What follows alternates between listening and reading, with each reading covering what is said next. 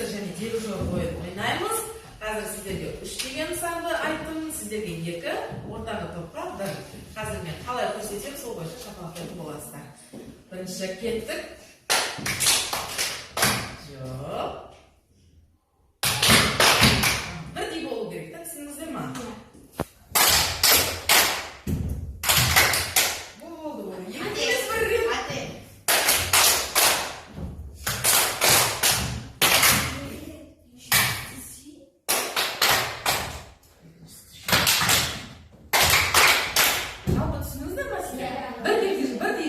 Керек, барлығымыз бірдей.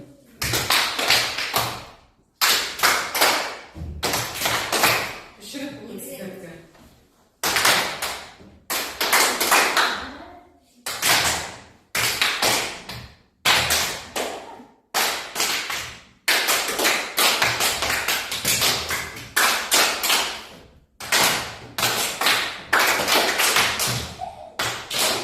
Барлығымыз бірдей.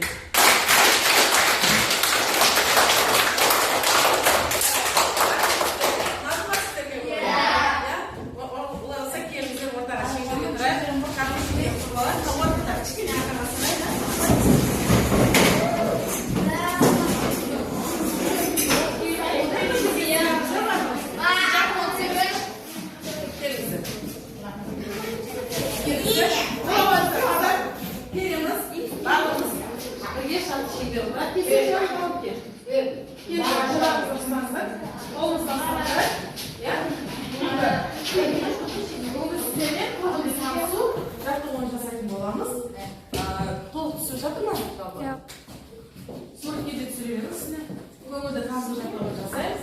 Енді өзімнен бастайын, сіздерге үлгі ретінде есімімді қажыз. 2 деймін. Тамаша. Келесі? Бұлай намаз дегенсің. Менің атым Гүлсанам. Сіздің атыңыз Айсанам? Гүлсанам. Мен? Гүлдей нәзік.